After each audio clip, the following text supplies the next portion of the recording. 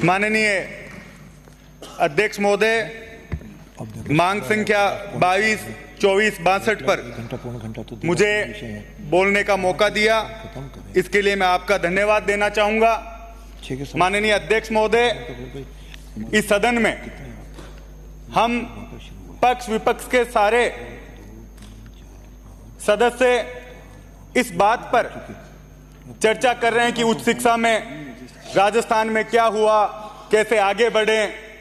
और अध्यक्ष महोदय, पिछले 5 साल हमने उच्च शिक्षा का बजट देखा और आज 6वीं साल है जब भारतीय जनता पार्टी उस बजट को लेकर आई। माननीय अध्यक्ष महोदय, 75 साल आजादी को हो चुके हैं और हर साल एक बजट आता है जिसमें उच्च शिक्षा को लेकर वर्णन होता है, उसमें उच्च शिक्षा की बातें होती है। जो भी सत्ता पक्ष में बैठा होता है, चाहे हम हैं चाहे भारतीय जनता पार्टी है, वो अपनी पीठ थपथपाती है कि हमने उच्च शिक्षा को लेकर ये घोषणाएं की, हमने कॉलेज खोल दिए, हमने विश्वविद्यालय खोल दिए, हमने देश को भविष्य में बच्चे किस तरह से पढ़ेंगे उसको लेकर काम कर दिया। लेकिन मैं समझता हूं कि अध्यक्ष महोदय, ये सदन जिसका काम कानून बनाने का है, लॉ मेकर हम सब लोग हैं जिनको चुनकर जनता ने यहां भेजा है। लेकिन सभापति महोदय, 75 साल बाद भी आज भारतीय जनता पार्टी पीठ थपथपा रही है। ये बजट आया, अगला बजट आएगा, 5 बजट आप लाओगे, पीछे हम लाए। लेकिन आज भी जो सरकारी विश्वविद्यालय हैं उनकी हालात इस राजस्थान में है, वो हम सब लोगों के लिए सोचने के लायक बात है। अध्यक्ष महोदय, राजस्थान में 21 सरकारी विश्वविद्यालय हैं जिनमें यूजीसी से एनएएसी की A+ तो छोड़िए, एक ग्रेड का भी एक भी विश्वविद्यालय नहीं है। आज ये हम सब लोगों के चिंता की विषय है कि हर बार हम बजट लाएंगे, हम लोग घोषणाएं करेंगे, लेकिन एक भी विश्वविद्यालय ऐसा नहीं है जो A ग्रेड में भी पूरे देश की शिक्षा में आ रहा है। 31 विश्वविद्यालयों में से जो एनएएसी की मान्यता की जो प्रक्रिया, उसमें हिस्सा तक ये विश्वविद्यालय नहीं ले रहे हैं। और अध्यक्ष महोदय, जितने विश्वविद्यालय हैं उनके अधिकांश कुलपति उत्तर प्रदेश के यहां जमे हुए हैं और वो ये तय तक नहीं कर पा रहे कि हमें इस प्रक्रिया में भाग लेना है कि नहीं लेना। तो ये हम सब के लिए एक सोचने की बात है कि हम लोग इस शिक्षा का ग्रेड सुधारने के लिए क्या कर पाए, इसको लेकर चिंता होगी। और इस पे अगर 5 साल में हम लोग एक भी विश्वविद्यालय को एक अच्छे ग्रेड में ला पाए तो हम समझते हैं कि कुछ काम उच्च शिक्षा के लिए हो पाएगा। माननीय अध्यक्ष महोदय, हर बजट में ITI, polytechnic college, graduation college, PG college हम लोग घोषणाएं करते हैं। व्यवसायिक शिक्षा की स्थिति यह है कि एक भी पॉलिटेक्निक और आईटीआई करा हुआ बच्चा जब एजुकेशन लेकर बाहर निकलता है तो कितने लोग उनमें से रोजगार पा रहे हैं कि घर बैठे उनको हम लोग डिग्रियां दे रहे हैं। इस बात पर हम सब इस सदन को चिंता करने की बात है। हमें यह सोचना पड़ेगा कि केवल हम डिग्री दे रहे हैं या गुणवत्ता की पढ़ाई हम लोग दे पा रहे हैं। आईटीआई में क्या बच्चा सीख रहा है, क्या पॉलिटेक्निक में बच्चा सीख रहा है, क्या वो बीए, बीएससी और पीजी करने के बाद कहां रोजगार पा रहा है। आज पूरे देश में बेरोजगारी का आलम हम सब लोगों के सामने है।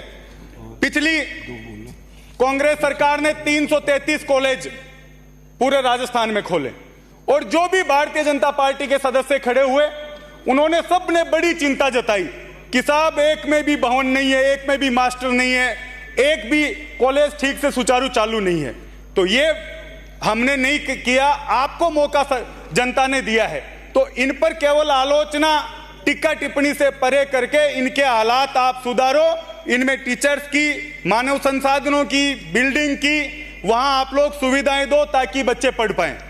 माननीय अध्यक्ष महोदय, कुछ बातें मैं जो मंत्री जी उनके ध्यान में लाना चाहूंगा कि जो विश्वविद्यालय हैं उनकी जो परीक्षाएं हैं, राजस्थान विश्वविद्यालय कभी कर रहा है, जोधपुर कब कर रहा है, उदयपुर कब कर रहा है, कम से कम राजभवन से एक ये ऐसा आदेश जाए कि सारी यूनिवर्सिटीज की जो परीक्षाएं वो एक समय हो पाए।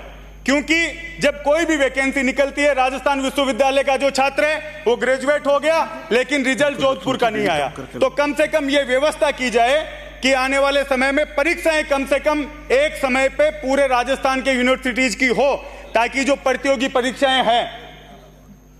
परीक्षाएं हैं उनमें अपने बच्चे भाग ले पाएं। माननीय अध्यक्ष महोदय, हमने पिछले समय में देखा कितनी फर्जी यूनिवर्सिटीज खुली, कितनी फर्जी डिग्रियां लेकर लोग नौकरी लग गए, और जो बच्चे उसके असली हकदार थे वो पिट गए। तो आप सबसे निवेदन करना चाहूंगा कि उस यूनिवर्सिटीज को उनको बंद किया जाए, और आप लोग जो फर्जी डिग्रियां लेकर जो नौकरी लग रहे हैं, जो इस शिक्षा की व्यवस्था को खराब कर रहे हैं, उन पर कार्यवाही उच्च शिक्षा मंत्री जी इस पर करेंगे।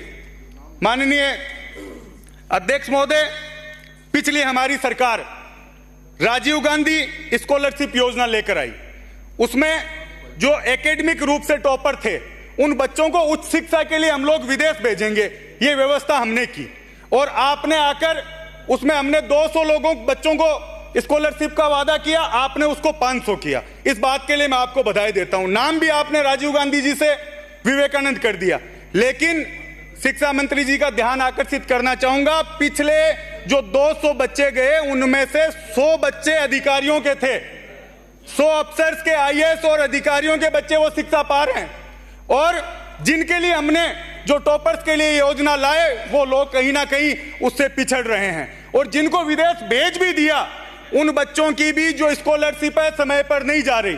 तो मैं आप सबका ध्यान आकर्षित करना चाहूंगा, नाम भले ही बदल दे, इस स्कॉलरशिप योजना जो है एकेडमिक रूप से इसमें सुधार किया जाए, और जो अधिकारी दोषी है उन पर कार्यवाही सरकार करें।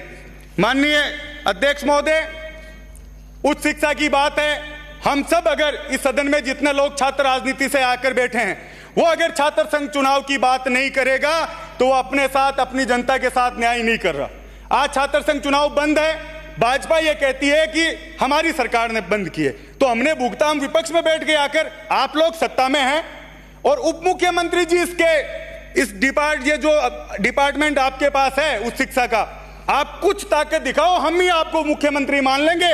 राजस्थान का जो युवा है वो कह रहा हम तो प्रेमचंद जी को मुख्यमंत्री मान लेंगे। आप अपनी ताकत को परखो और ये चुनाव आप चालू करवाओ, और हम तो ये मानेंगे कि सरकार में से किसी ने मदद नहीं की, सिर्फ प्रेमचंद जी बैरवा उप मुख्यमंत्री, उन्होंने ये चुनाव शुरू करवा दिए, क्योंकि आप भी इस विश्वविद्यालय में से निकले हुए हैं। मैं माननीय अध्यक्ष महोदय, मैं मेरे लाडनू की तरफ से 2 बातें आप लोगों के बीच रखना चाहूंगा। पिछले राज्य में हमने महिला कॉलेज वहां स्थापना की, बिल्डिंग बन चुकी है, लेकिन अभी भी भूमाफिया उस जमीन पर नजर डाले हुए हैं। बार बार रेवेन्यू बोर्ड में उसके लिए, स्टे के लिए फाइलें जा रही है।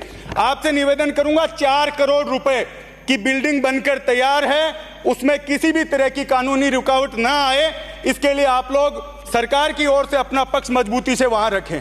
हमने पिछले राज्य में बस स्टैंड लाडनू के लिए स्वीकृत कराया, पैसा भी उसका जारी हो चुका है, लेकिन राज बदलने के बाद पैसा बस स्टैंड का जारी हो चुका है, फिर भी वो बस स्टैंड का काम चालू नहीं हुआ है।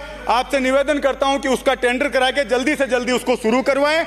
माननीय अध्यक्ष जी, आपने बोलने का मौका दिया, इसके लिए आपका धन्यवाद। जय हिंद, जय भारत।